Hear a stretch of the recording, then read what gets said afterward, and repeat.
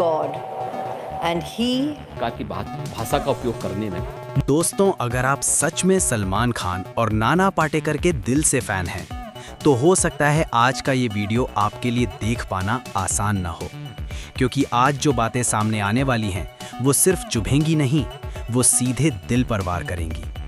आज हम जिस मुद्दे पर बात करने जा रहे हैं वो सिर्फ एक फिल्म से जुड़ा विवाद नहीं है। ये एक ऐसी टकराहट है जहां देशभक्ति, राजनीति, सोच और संवेदनशीलता आमने सामने खड़ी हैं। बॉलीवुड के भाईजान सलमान खान की आने वाली फिल्म बैटल ऑफ गलवान आज सिर्फ एक मूवी नहीं रही, ये एक बहस बन चुकी है, एक आग जो अब पूरे देश में फैलने लगी है। और दोस्तों, हंगामा किसी बड़ी लड़ाई से नहीं हुआ, ना ही किसी सीन से, ना ही किसी डायलॉग से। हंगामा हुआ सोच से। यहाँ तक कहा जाने लगा है कि इस फिल्म को किसी भी देश में नहीं चलने दिया जाना चाहिए, पूरी दुनिया में बैन करने की बातें हो रही हैं। अब सवाल ये उठता है, आखिर ऐसी क्या बात है इस फिल्म में कि जो फिल्म हमारे जवानों की कहानी दिखाने का दावा कर रही है, वही फिल्म आज विवादों के केंद्र में आ गई है। तो चलिए दोस्तों, आज इस पूरे विवाद की परत दर परत सच्चाई को समझते हैं।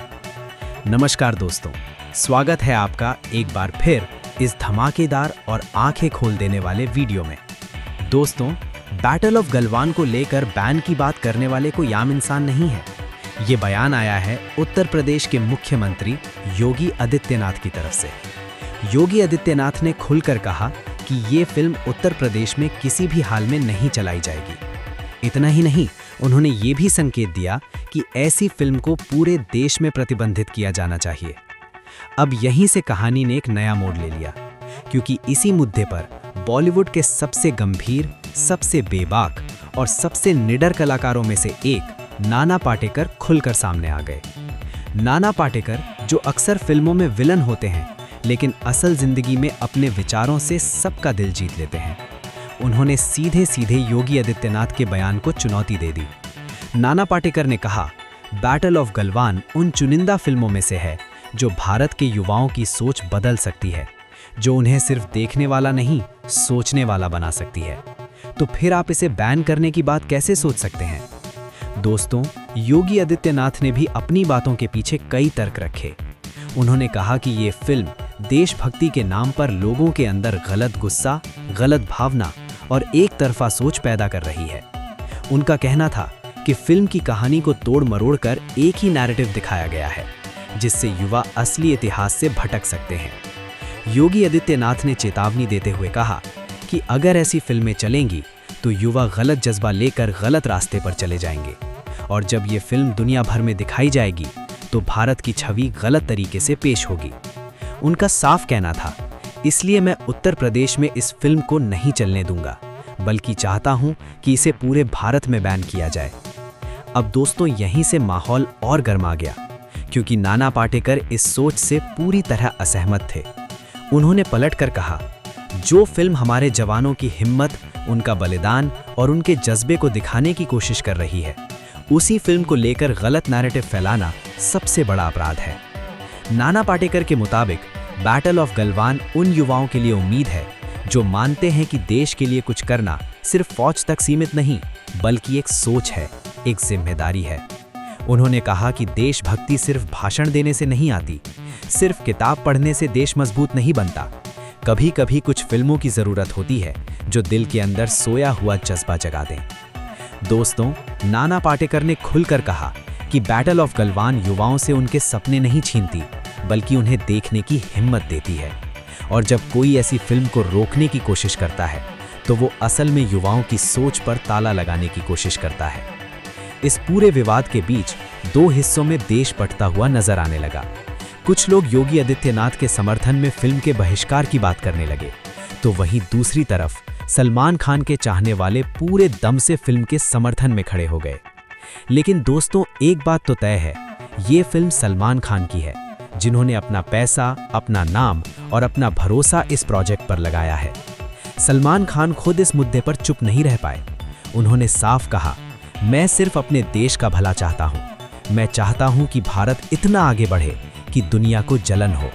सलमान खान ने कहा, अगर भारत को पीछे खींचने की वजह एक फिल्म बन जाए, तो फिर समझ लीजिए ये फिल्म कुछ तो सही कह रही है। उन्होंने योगी आदित्यनाथ से अपील की कि पहले फिल्म देखिए फिर फैसला कीजिए। और दोस्तों, यहीं पर कहानी और भी गहरी होने वाली है, क्योंकि जहां एक तरफ उत्तर प्रदेश में बैन की बातें हो रही थी, वहीं दूसरी तरफ देश के बाकी हिस्सों में इस फिल्म को पूजा जा रहा था। दिल्ली, मुंबई, हैदराबाद, हरियाणा फिल्म के पोस्टर्स पर फूल चढ़ाए जा रहे थे। लोग इसे सिर्फ मूवी नहीं, एक भावना मान रहे थे। और यहीं से बैटल ऑफ गलवान एक फिल्म से एक आंदोलन बनने लगी। यहीं से बैटल ऑफ गलवान सिर्फ एक फिल्म नहीं रही, ये एक आईना बन गई। और जब कोई फिल्म समाज के सामने आईना रख देती है तो वो कहानी नहीं रहती, वो क्रांति बन जाती है। उत्तर प्रदेश में जहां इस फिल्म को लेकर माहौल गरमाया हुआ था, वहीं देश के बाकी हिस्सों से ऐसी प्रतिक्रियाएं आने लगी जिन्होंने हर किसी को सोचने पर मजबूर कर दिया। दिल्ली यूनिवर्सिटी की मनोविज्ञान विभाग की एक वरिष्ठ प्रोफेसर ने कहा, हम सालों से क्लासरूम में युवाओं को समझाने की कोशिश करते हैं, लेकिन पहली बार हमने देखा है कि एक बॉलीवुड फिल्म किताबों से ज्यादा गहरा असर छोड़ रही है। उनका कहना था, ये फिल्म गुस्सा नहीं सिखाती, ये सवाल करना सिखाती है। ये हिंसा नहीं बढ़ाती, ये जिम्मेदारी का एहसास कराती है। वहीं दूसरी तरफ मुंबई के एक सरकारी स्कूल का नज़ारा हर किसी की आंखें नम कर देने वाला था। जहां पहले बच्चों में आत्मविश्वास की कमी थी, जहां सपने सिर्फ किताबों तक सीमित थे, वहां इस फिल्म को देखने के बाद एक छोटा सा लड़का खड़ा हुआ और मासूमियत से बोला, मैं भी एक दिन आर्मी ऑफिसर बनूंगा, देश की खिदमत करूंगा और लोगों की मदद भी करूंगा।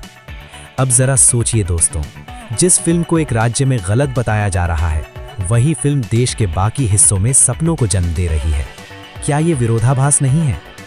यहीं पर यह सवाल और तेज हो गया कि क्या किसी फिल्म को सिर्फ इसलिए बैन किया जा सकता है क्योंकि वो आपकी सोच से मेल नहीं खाती। इसी बीच मामले को और गर्म कर दिया एक प्रेस कॉन्फ्रेंस ने। कैमरों के सामने खुद सलमान खान आए। सलमान खान ने शांत लेकिन मजबूत आवाज में कहा, मैं झुक नहीं सकता क्योंकि ये फिल्म सिर्फ मेरी नहीं है, ये उन लाखों लोगों की आवाज है जो आज भी अपनी पहचान के लिए लड़ रहे हैं। उन्होंने आगे कहा, अगर ये फिल्म बंद हुई तो सिर्फ एक मूवी नहीं रुकेगी, कई जिंदगियां अधूरी रह जाएंगी। दोस्तों, इतना कहना था और सोशल मीडिया पर तूफान आ गया। #रिलीज बैटल ऑफ गलवान घंटों तक ट्रेंड करता रहा। हर प्लेटफॉर्म पर लोग अपनी राय रखने लगे। कुछ रो रहे थे, कुछ गुस्से में थे, तो कुछ गर्व से सीना तान कर खड़े थे। इसी बीच सदी के महानायक अमिताभ बच्चन का ट्वीट आया, फिल्में कभी कभी समाज का आईना होती हैं, आईनों को तोड़ा नहीं जाता, उन्हें समझा जाता है। इस एक लाइन ने पूरे विवाद को एक नई दिशा दे दी। वहीं काजोल ने अपने इंस्टाग्राम पर लिखा, मैं अपने बच्चों के साथ बैटल ऑफ गलवान देखूंगी और आपको भी देखनी चाहिए, धन्यवाद सलमान। अब सवाल ये था कि क्या योगी आदित्यनाथ इन सारी आवाज़ों को अनसुना कर सकते हैं? इसी माहौल में एक चौंकाने वाली बात सामने आई। उत्तर प्रदेश के ही कई शिक्षकों ने गुप्त चुप तरीके से अपने स्कूलों में इस फिल्म की स्क्रीनिंग करवाई। क्यों? क्योंकि वो जानते थे किताबें सिर्फ अक्षर देती हैं, लेकिन फिल्में अर्थ देती हैं। एक छोटे से गांव के सरकारी स्कूल में एक 8 साल की बच्ची थी जो बोल नहीं पाती थी। फिल्म देखने के दौरान वो बच्ची अचानक रो पड़ी। टीचर ने बताया, वो शब्दों में नहीं लेकिन भावों में बोलने लगी थी। उसकी आंखों में पहली बार उम्मीद दिखी। अब जरा सोचिए दोस्तों, क्या उस बच्ची को पता था कि कहीं कोई उसकी उम्मीदों पर ताला लगाने की कोशिश कर रहा है? इसी बीच नाना पाटेकर एक बार फिर खुलकर सामने आए। उन्होंने कहा कि अगर कोई ये सोचता है कि हमारे जवानों का सपना, उनकी कुर्बानी और उनका जज्बा किसी राजनीति से छोटा हो सकता है, तो उस इंसान को पहले संवेदनशीलता सीखनी चाहिए। नाना पाटेकर ने आगे कहा, बैटल ऑफ गलवान लोगों को बांटने नहीं, उन्हें याद दिलाने आई है कि देश की रक्षा करने वाले जवान सिर्फ बॉर्डर पर नहीं, हमारे दिलों में भी हमेशा जिंदा रहते हैं। दोस्तों, ये बयान आग की तरह फैल गया। लोगों ने कहा कि एक अभिनेता सच्चा तब होता है जब वो अभिनय से नहीं, अपने विचारों से दिल जीतता है।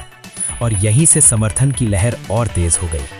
पेरेंट्स, टीचर्स, सैनिक परिवार, मनोविज्ञान के एक्सपर्ट्स, यहाँ तक कि स्टूडेंट यूनियंस भी खुलकर बैटल ऑफ गलवान के साथ खड़ी हो गई। सबका एक ही कहना था, ऐसी फिल्में सिर्फ मनोरंजन नहीं बल्कि देश की असल कहानियों को समझने का जरिया होती हैं। लेकिन दोस्तों, असली मोड़ अभी आना बाकी था, क्योंकि ये मामला अब सड़कों से कोर्ट तक पहुंचने वाला था। दोस्तों, अब तक ये साफ हो चुका था कि ये लड़ाई सिर्फ एक फिल्म की नहीं रही। ये लड़ाई बन चुकी थी संवेदनशीलता बनाम सत्ता, सोच बनाम नियंत्रण और अभिव्यक्ति बनाम प्रतिबंध। और तभी एक ऐसी खबर सामने आई जिसने पूरे देश को हिलाकर रख दिया। बॉम्बे हाई कोर्ट में एक याचिका दायर की गई। याचिका में साफ साफ कहा गया, बैटल ऑफ गलवान भारत के संविधान द्वारा दिए गए अभिव्यक्ति की स्वतंत्रता के अधिकार के तहत पूरी सुरक्षा की हकदार है। याचिकाकर्ता का कहना था, अगर आज एक फिल्म को सिर्फ इसलिए रोका जा सकता है क्योंकि वो किसी सत्ता की सोच से मेल नहीं खाती, तो कल हर आवाज को चुप करा दिया जाएगा। दोस्तों, ये बात अब हर घर तक पहुंच चुकी थी। कॉलेजों में पोस्टर लगने लगे, हर बच्चे का सपना, हर देशवासी की जिम्मेदारी। कॉलेज कैंपसेस में डिबेट्स होने लगी, क्लासरूम के बाहर चर्चाएं तेज हो गईं। लेकिन सबसे चौंकाने वाली चीज ये थी कि इस बार कोई नारे नहीं थे, कोई शोर नहीं था। देश के अलग अलग शहरों में लोग सड़कों पर उतरे, मौन मार्च